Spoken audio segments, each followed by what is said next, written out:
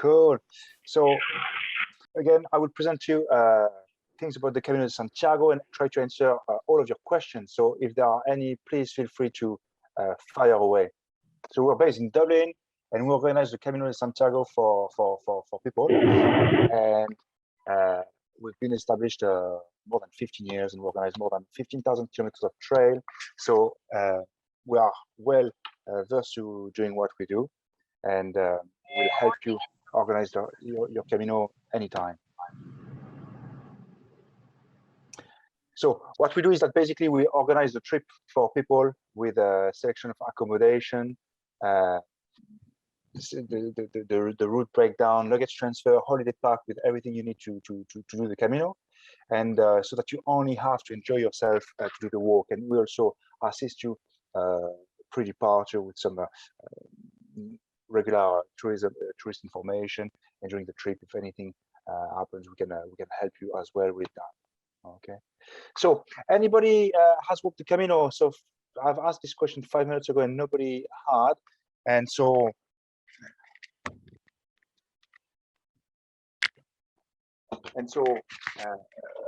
I would be interested to know if anybody has done it.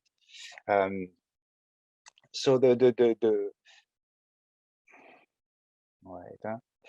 so before I go, so there are 9 main routes on the Camino nowadays, with the French route and so on. And I'm going to go into a bit of a description of each of them. I will focus on what you guys are telling me on the chat. Okay, it will help me give you better information. And before we do that, we're going to do a bit of history. All right, about St. James. Anybody knows about the Camino? Is about St. James. Any special idea about that? So St. James was the son of Zebedee, and his symbol is the cross in that shape. And if you turn it around, it looks like a sword. Why? Because when St. James' tomb, where the Cathedral of Santiago was discovered in 820 by a monk called Pelayo, in the field of stars in the northwest of Spain, this is also the start of La Reconquista, when the Christians and the Catholic took away the Moors, the Muslims, from this part of Europe. At the time, the Moors were up to halfway to France, for example. So the fact that in the year 820 we found the remains of an apostle, and the church then encouraged Christians to carry their pilgrimage south, was also a way to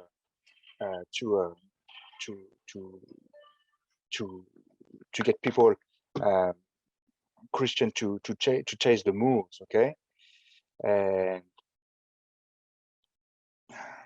and so that's when it started. So as a pilgrimage, some people ask, which route should I do? I would like to do the first one or all of these things.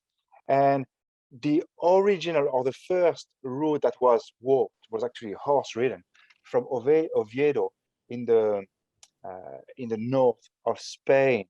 Okay, but the Camino is a network of routes. The Camino means the way. The Camino de Santiago means the way of St. James. So as you can imagine, in the 10th century onward, we hadn't discovered the Americans. Therefore, this western part of Spain was the end of the world. And so when the remains of St. James were found in Galicia, they founded a church and a cathedral, and that town is called Santiago de Compostela. Santiago meaning St. James, Santiago, St. James. De Compostela means of the fields of stars, because the remains were found in a nice open space, and the stars showed the way to the Pelayo. So it was a very busy place in medieval time, with up to 1 million pilgrims. And just to put into perspective, 1 million pilgrim guys that would walk in and walk back home to Santiago. So it was extremely important. It's also the first guidebook ever written, was the Codex Calixtinus, written by a French monk, which basically related the trip from Saint-Jean-Pied-de-Port to Santiago, which is probably why the French way has been the most popular from then, as well that the natural bottleneck from mainland Europe through to Spain. But it's really interesting history. And there has been up to 350,000 pilgrims arriving there in 2019. So most people walk. If some of you want to cycle, please put that in the chat and I will respond. I will try to touch base on that. So routes, the Camino Frances would be the most popular, followed by the Portuguese way. Obviously, last year, the number of pilgrims was slashed due to the COVID crisis, but we are seeing slowly things picking back up. And at the moment, we ourselves have a couple of hundred people walking the Camino every day. So, you know, there is a bit of normality for us, and we hope to have you to help you all guys to organize your Camino for later this year or next year or the year after. So just to give you a typical day before I go into each route variation and answer your questions, a typical day on the Camino is usually breakfast time. You know, you stamp your passport at the reception and then you start walking. Then you have a coffee break. So you've walked 2 hours. That's about 8 kilometers. Then you continue another 2 hours for lunch. You've walked for 4 hours. That's about 16 kilometers. And then maybe by 3 o'clock, something like this, you're finished with the day. So just to give you an idea of that. And most stages are about like this. Some are a bit longer, some are a bit shorter. And as well on the pilgrim certificate, one of the main reasons people do the Camino de Santiago is because you get a plenary indulgence by doing so, by showing your commitment. And for that, you need to walk at least 100 kilometers. If you're cycling or horse riding, you need to cover 200 kilometers into Santiago. There's no point doing 100 kilometers around Saint-Jean-Pied-de-Port or anywhere else and then showing up in Santiago. You need to make the journey into the cathedral. Okay. So this is just a few numbers to show you that there is quite some activity coming back onto the Camino, and we are delighted, and I'm sure you guys are dying for a bit of traveling, and so we are looking forward to welcoming you there and to organizing the trip for you. So some of the stuff that have happened 2020, 2021, so a few accommodations have closed down, so there is a bit more pressure with regards to capacity. Same with airlines, actually. Some of the travel restrictions have really hurt in the first half, but things are easing up. As I said, if you are vaccinated, you are able to travel in France, in Spain, in Portugal without too much trouble. The only thing is that you need to convert your vaccination at home into a QR code, which we use in Europe, but there is a form that you fill out online. That's quite easy afterwards. All accommodations have upgraded their health and safety and their cleaning procedures so that it is safe for COVID. As well, we've seen some regions that add an extra COVID insurance. That extra COVID insurance is in case you catch COVID while you are in their region. So I hope you won't need to use it, but it's just so that you're aware of that. And that insurance usually is to cure you and to host you while you have COVID.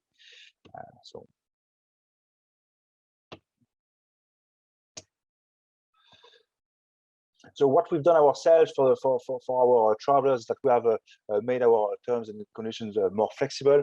We know that it's not easy for anybody, so we're trying to be as accommodating as possible.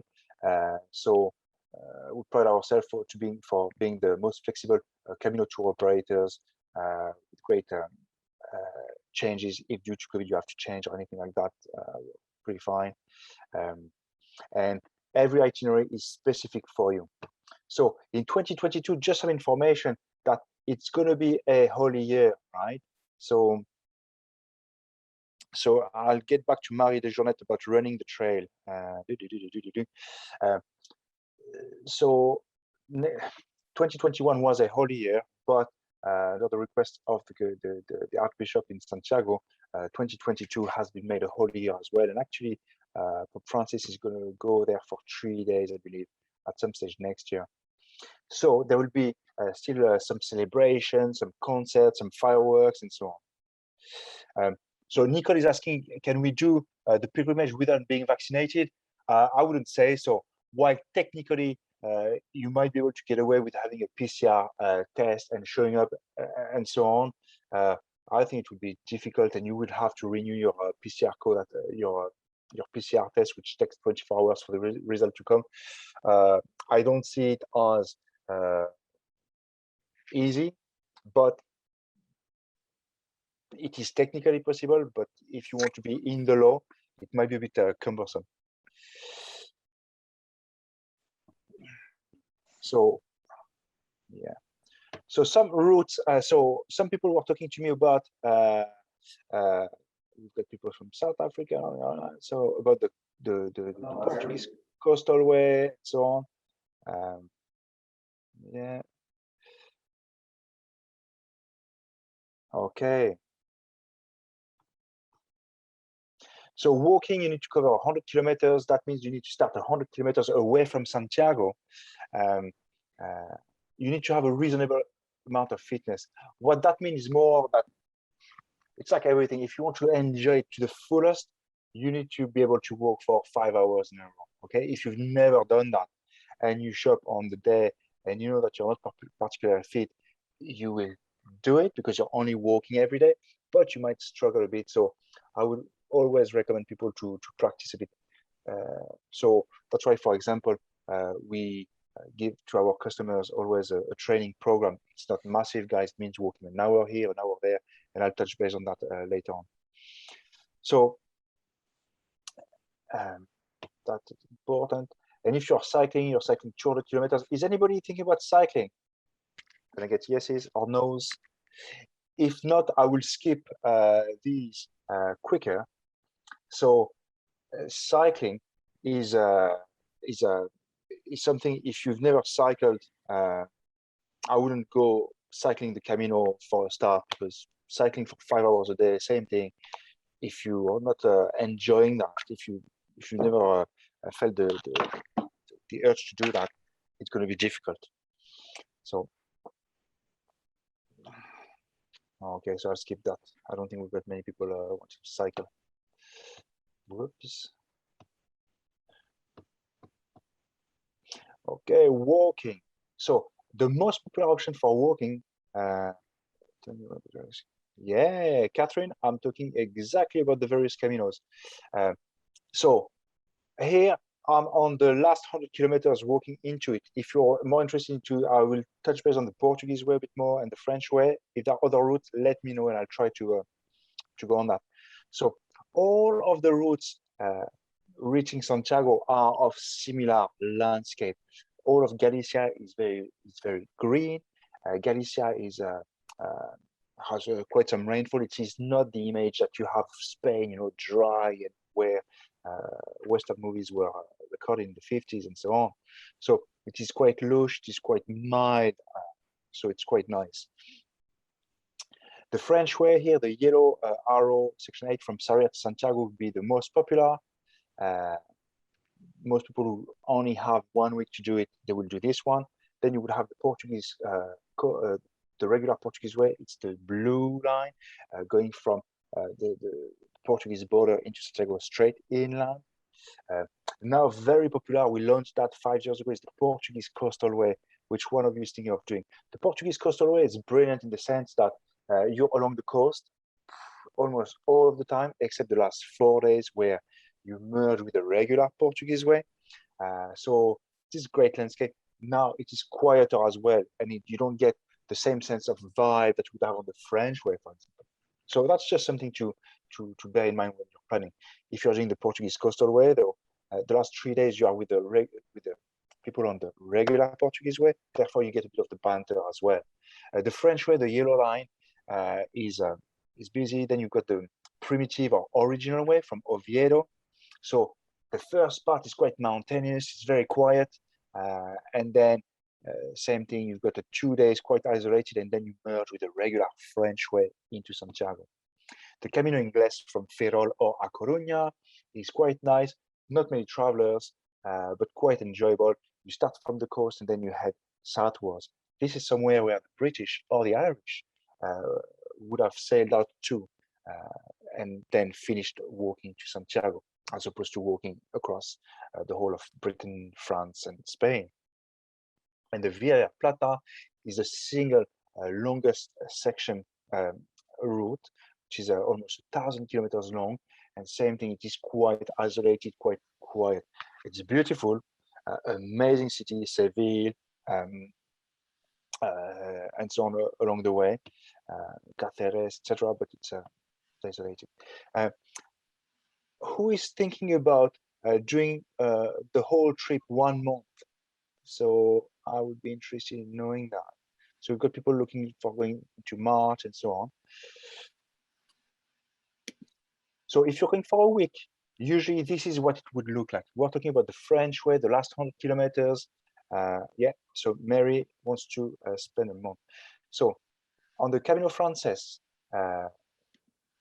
you would walk 20, well, between 18 and 29 kilometers every day. All right, so that would be the most popular. That's really between 5 and 6.5 hours of walking every day. So it's doable, and there is no major difficulty. All right.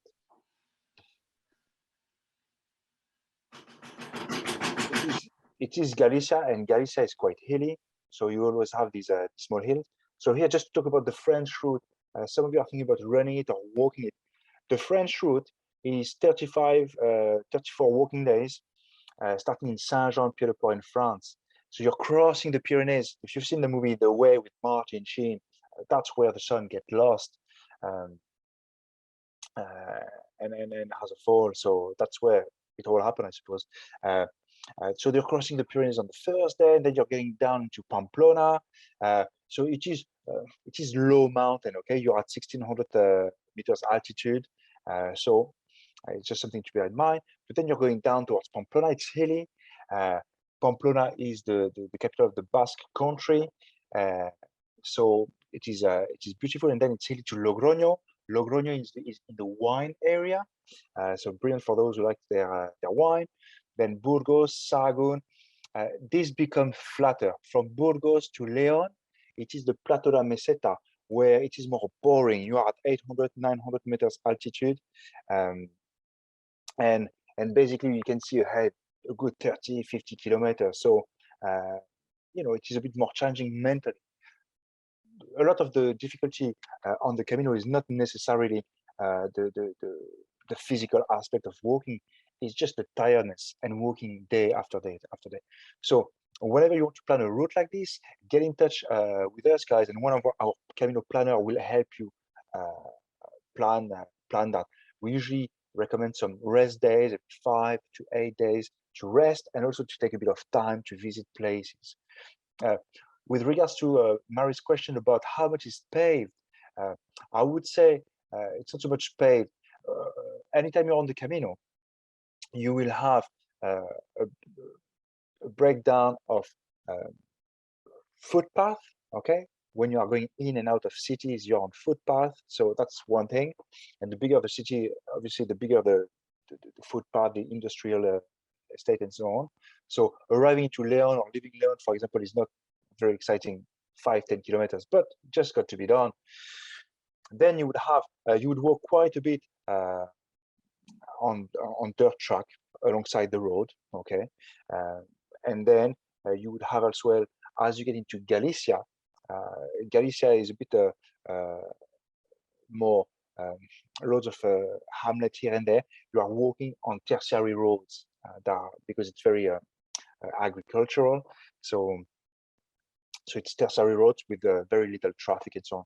What you have to think about is that everywhere there is too much traffic, the authorities would have organized a parallel track next to it. All right. That's the Portuguese, the regular Portuguese way. So it's the same type of itinerary with between 16 and 28 kilometers. So whenever we break stages down, it depends on where we can stop you. I know that a lot of people might think, I want to do 20 kilometers max every day. well, we might not have an accommodation after kilometer 20. So sometimes you have to push 22, 24, and sometimes 28. But what we know from our experience is that most people can do it, even those long days. Alternatively, if you really cannot walk these distances, we have some easy days trips where here we break things in usually in half, something like this. So where the pace is more gentle. These are cycling routes, but I'm going to skip that because you guys are more interested to the walking. So sometimes okay. So this is just a Camino along the coast. Yeah, good question from Diane. What degree of difficulty is the Camino along the coast, and will it be the most scenic? Level of difficulty, easy to medium. It's quite flat. Although just mind that on a 8 to 7 days itinerary, you always have that hill here and there, 200 or 300 meters ascent.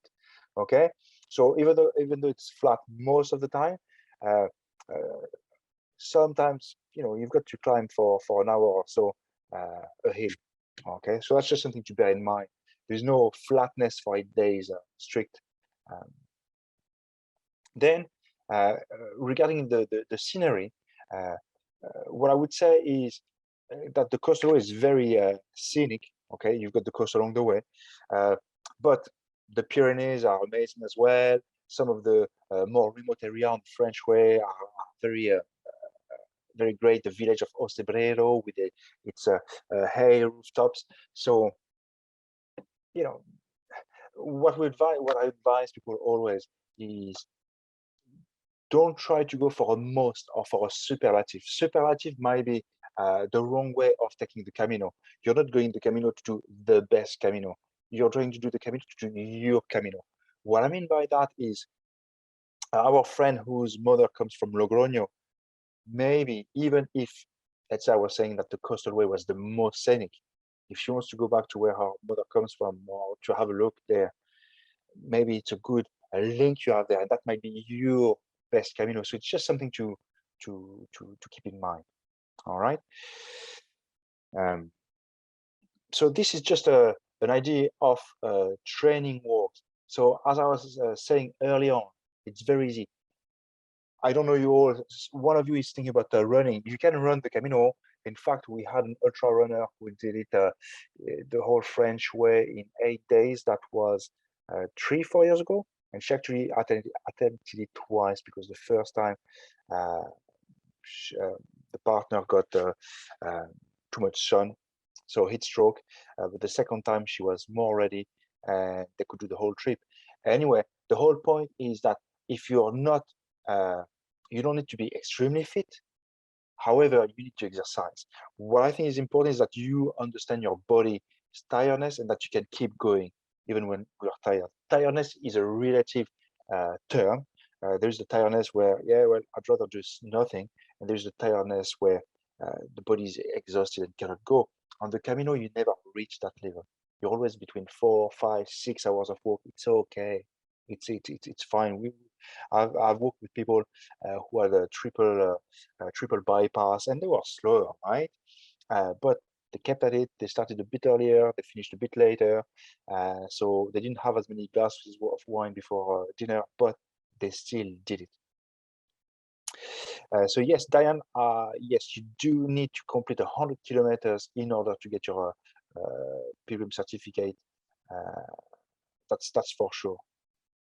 It is important as well to break your shoes in. I think I've had some people going in October, in March. So if you go to our blog area, we are giving you tips about gear, about all of these things. But what is really important is for you to break in your kit. Okay, very, very important, so that you don't show up with a brand new pair of shoes. It's not a good idea. And regarding the weather, if you go,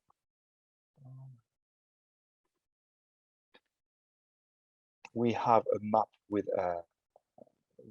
the weather for the different routes. So depending on where you're thinking about going, you can go to May and you get the average rainfall, average temperature, and so on. You can see that in June, July, for example, it gets warmer. Okay, it gets hot in the south, but not in Galicia. If some of you guys are from the US, you know, the southern part of the US, for you, these temperatures are quite fine actually. So, that is just something to keep in mind. So let me see. I'm going to show you as well. In every single route that we have, okay, you can check the terrain. So it is important if you are taking a route. Let's go to the French way.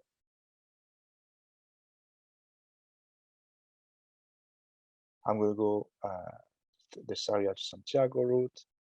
So we give you the seasonality when it's best to go and so on. This is just advice. If some of you can only go in November, December, it's okay. We can accommodate you then, and you will have a good time. It will just be a bit rainier than other time.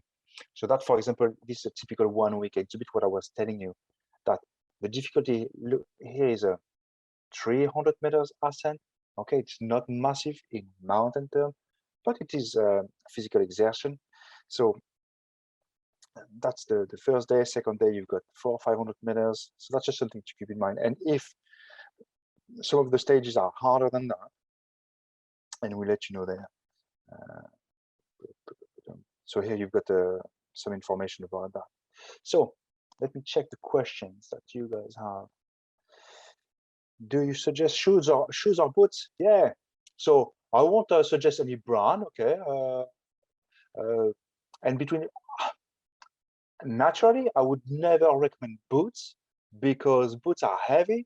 So unless you're going in October, November, and you love your boots and they are well broken in, I would go with something like trail shoes. Trail shoes are very, very fine, or approach shoes, if not trail runners.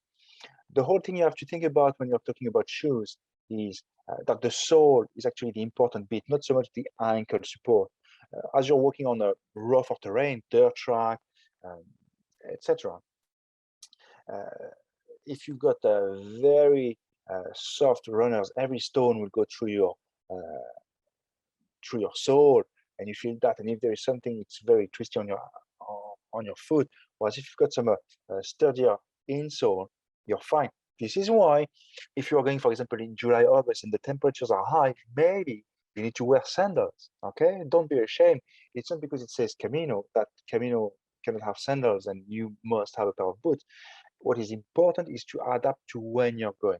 It is very important, as opposed to just ticking the box for the sake of it. So what we have, for example, as well, for our customer, we give you a kit list, depending on whether or not you get your luggage transported by us. Thanks, Mary.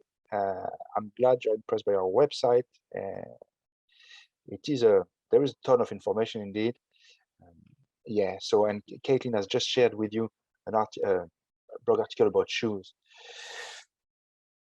Yeah, brand wise, it depends. Go to your local outdoor shop, and I would hope these guys would give you good advice. So that's general information on the Camino. Now, have you got any question? I've been very general, okay, trying to cover a lot in a little time. Is there any question more specific, and I can go on for more?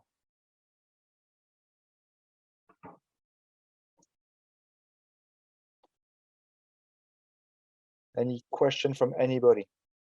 So the people who wanted to do the Portuguese coastal way, are we still going there? Yeah. People running it? Are we still running it? Let me see. Let me get the chat here. Portugal walking. So Sonia, you're talking about Portugal walking. Are you saying 1-2 weeks or the whole Portuguese way? Please. Mary is going to run. So Mary, are you going to run 25 kilometers a day, the normal stages, marathon every day, 42 kilometers, or ultra running? Please. So Dan is doing the Portuguese Coastal Way. Portuguese Coastal Way is brilliant. I've touched base. So you're along the coast most of the time. You've got some inland area. It's not as well marked, but it's very easy. If you go too far on the left, your feet get wet as you're walking northward. If you go too far to the right, you don't see the sea anymore. You should go back to the coast. Okay, it's like that. Coastal Way. So Mary is gonna, well, Mary, if you're running 25 kilometers per day, you don't need anything special in the sense that you're doing a regular stage, so you'll just do it in shorter time. So for you, a pair of trail runners would be great. French way, no problem, you know, and you will have plenty of time to do other things. If I fly into Madrid, how do we get to Saint-Jean-Pied-de-Port? Good question. Madrid is not the best airport to fly into to get to Saint-Jean. We prefer to recommend people to fly into Paris, and then Paris high-speed train to Saint-Jean. If you have to fly into Madrid, we would have to see about a bus/train that gets you into maybe San Sebastian, and then a transfer. It's not easy, and there is a bit of transferring time. Madrid to San Sebastian already is a good 4 or 5 hours of transfer time. So just mind, Madrid is here, for example. The start of Saint-Jean is at this cloud there. So there is some distance, so just mind. Yes, Nicole, I would recommend flying to Paris.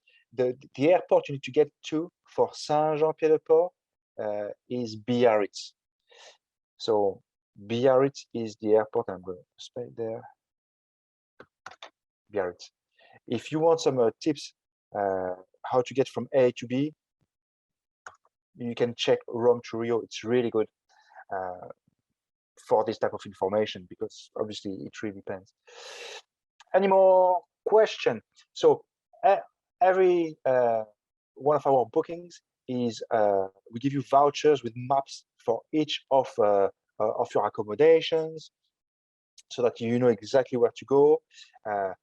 Sometimes we give you extra instructions and so on. Usually we book a 2 to 3 star accommodation, which is the best anywhere you are. Bear in mind that sometimes you're in rather small hamlets and so on. Therefore, we might not have so much choice. And what we do is that we are working to give you 8 or above on review sites. So what we do is that we never go under 6 or 6.5, because there is no point. It's not good experience. So we'd rather have you 2 nights in the same place and taxi you in and out than something like this. But overall on a trip, you should expect 8, which I hope you guys, you'd be happy with that. And we think that this is how we would travel. Therefore, that's what we did. We can offer 2 3 star accommodation. That's our comfort package. We can also do budgets for some people who are a bit tighter. There are more 1 2 star accommodation, and then we have hostels. It's more for students or people who are really tight and want to have the whole experience with the snoring in the room. We can do that. It's cheaper because it is a smaller service. So regarding going solo, yeah, we do have a good few people going solo throughout. What happens is that because of the way the Camino is with the stages, after a couple of days, you start seeing the same people and recognize, and you might hear that, oh, well, your accent is, where are you from? And so you acquaint quite easily on the Camino. There is this confraternity spirit on it, and you might then decide to walk with these people the next day or not, and so on. What we do when we book a solo trip, usually we remove the dinners, just so that it gives access to the traveler, maybe to meet somebody for dinner and so on. I think it's much better for solo travelers. I'm planning on April, finishing Santiago on Easter Sunday. Do you think accommodation would be an issue? Yeah, so question about Easter. Easter is busier, all right? So that's a fair point. What I would say is, Simon, is that it depends. The earlier you book, the better chance you have to have a good accommodation. But after, it depends on how not fussy you are, but the best accommodation will be taken first. So that's just something to be aware of. We have some rooms pre-booked, so we have no issue with the availability, and that's our job as well to do. So if you're booking with us, you should have no problem. What happens is that usually our pricing is flat throughout, except for exceptional circumstances. In Pamplona, for example, the bull races, there is a massive increase for that time. So usually we don't change the price, we only have increases for little weekends here, weekend there, that's all. Are you taking reservations for October 2022? Finish? Definitely. We are taking bookings every day for this year still, and for October 2022. What is important is, as you are here, I'm delighted you're all here, is that you're making your first step to organizing your Camino.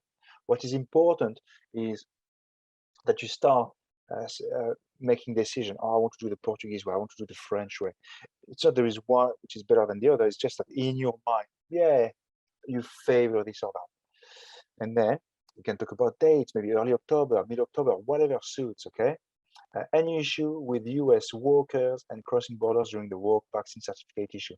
So, Randy, we recommend people to be vaccinated, all right? People not vaccinated, I know it's a pain for them because they don't want to get vaccinated, but it's a pain for us with the hotels. They are required to ask for the QR code and so on. So we recommend people to be vaccinated. And no issue to crossing borders, as well as in the EU between France, Portugal, and Spain. There are no borders anymore. So you can go in and out with no problem, as long as you have your QR code. You need this to go to hotels, for example. It's a requirement. Let me go and see the question. What is crime like on certain ways? Well, Carol, I'm not sure if you are writing a book or not, but little. The Camino is extremely safe, all right? It is not more or less dangerous than, probably less dangerous than Paris or London or anything like that. So yeah, if you have anything more, please rephrase and I can help you. We have had several clients, yeah. Cool. Any more, guys? What is very important when you're planning is to remove some options. So you can talk to one of our Camino planner and they'll help you. You need to have something in mind. Yeah, I want to do the Portuguese way. I want to do the French way. It helps us. It helps us to narrow something down, and then we can start working on the itinerary.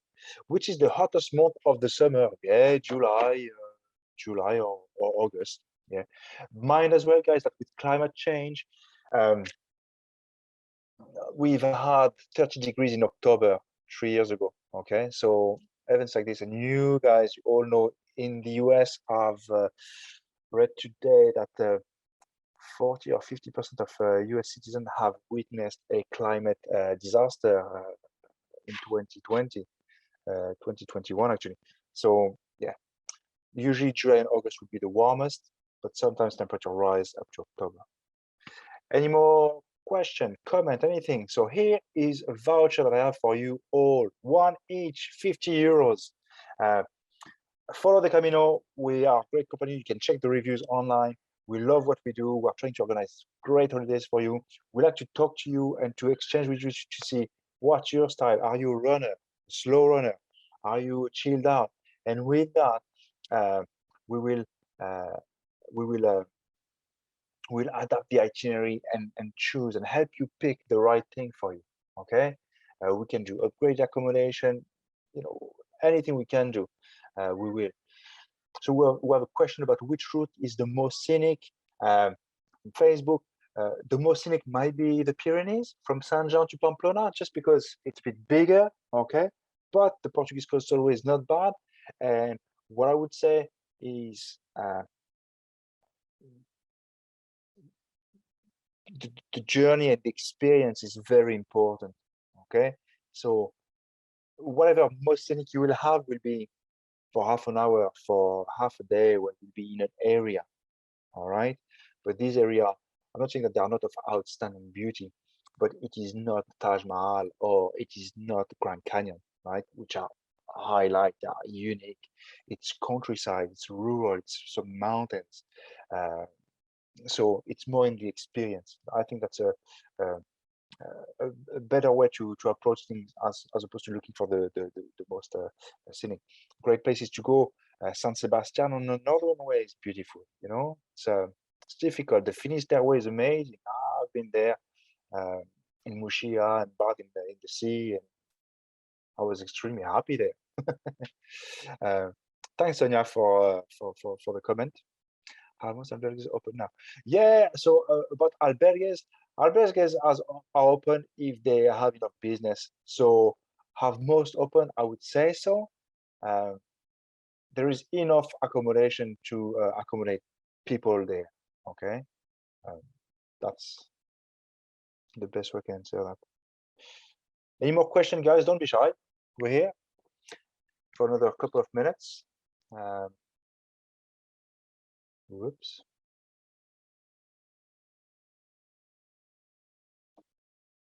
What do we bring for bed bugs? Nothing, Nicole. If you book with us, you'll be in private bedroom, so no bed bugs. Okay, we get one bed bug every 5 to 8 years. I've had one 4 years ago in accommodation. There is nothing to do about bed bugs, so that's why it's important. If you're going to hostels, you need to bring your liner. Okay, we call that a meat bag or liner, sleeping bag liner, so that it creates a physical barrier.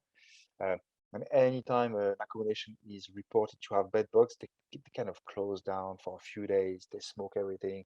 It's a massive deal, and we need to know where the person was and so on.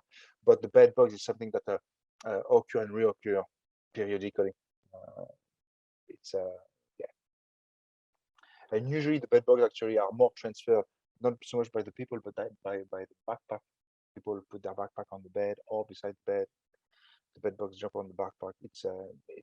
There is no magic solution, but from my recollection with our clients, I had it once or twice in the past 10-15 years. So it's good. Our accommodations, they want to give a good service, they want to give a good trip to people, so they look after that.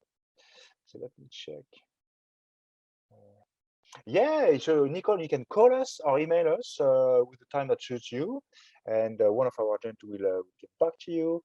On the contact us, followthecamino.com/contact us. You will have the various phone numbers depending on your region. And the way we do is that usually takes a couple of back and forth. First, we select a route and a number of days.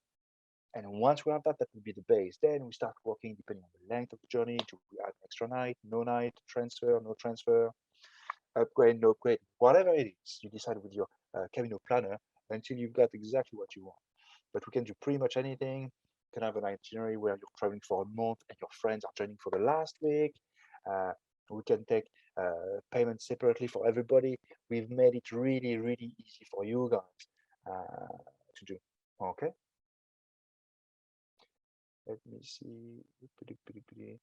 Self-guided for immersion. Yeah. So Phyllis, self-guided means that we give you maps and walking notes, which we give you if you're on the guided tour as well, and that you have the vouchers with the maps to go to each accommodation, but you're on your own guide. Usually these are our guided tours are on Saturday departures, but now with cheap flights on a Monday, Tuesday, and so on, we cannot run guided tours all the time. Um, so uh, so so the self-guided is more for these people. We can go anytime, and basically it's your trip. So you have all of the elements you need to do the trip. And if you have an issue with the service, okay, if you have issue, 112 is the phone number. If you have an issue with the service, you give us a call and we sort it out. Typically, is maybe you arrive at your accommodation at 3 o'clock, your luggage is not there, we check it out with the transporter, it's on the way. that's that. Or typically the person at reception may not find your booking because maybe the first party arriving is not you but your partner and has a different name than what we call group leader. So yeah. Do, do you do flights too? So Nicole, we don't do flights because we deal with people from all around the world and we cannot technically deal with all of these flights. So we deal with accommodation, airport transfers, and luggage transfers and activity if you want to do a day tour in Santiago and so on. The flight and what happens before the trip and after the trip, it's up to you. All right. See question, but I will be able to charge myself. Yeah. So Diane, if you're on one of our comfort package or any package actually, um, you will have private room with private ensuite bathrooms, and yes, you can charge your cell phone, no problem. What I would say though is don't discharge it the whole day. Enjoy it. Don't be on your phone all day long. But apart from that, you'll be able to charge no problem, given that you have the correct adapter.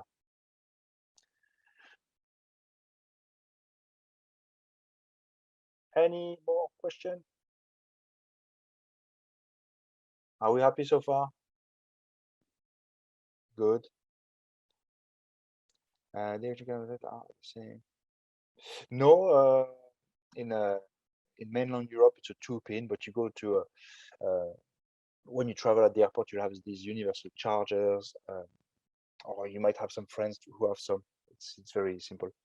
You get them for $10, $15. They do the job. Thank you, Marie. Bye bye. Okay. So I'm going to finish in the next couple of minutes unless you have questions. I hope this was informative. I really enjoyed the interaction, guys. It's very important. It is your journey, so I'm just here to facilitate it and a matter of doing that. So it's good. Okay, guys, I'll stay here for another minute. Unless there is another question popping up, I will stop the presentation in 1 minute. And thank you very much. Do get in touch, info@followthecamino.com, or contact us, and we'll happily help you plan your Camino adventure. And we'll do a great job and make sure that you have a great time. Thank you.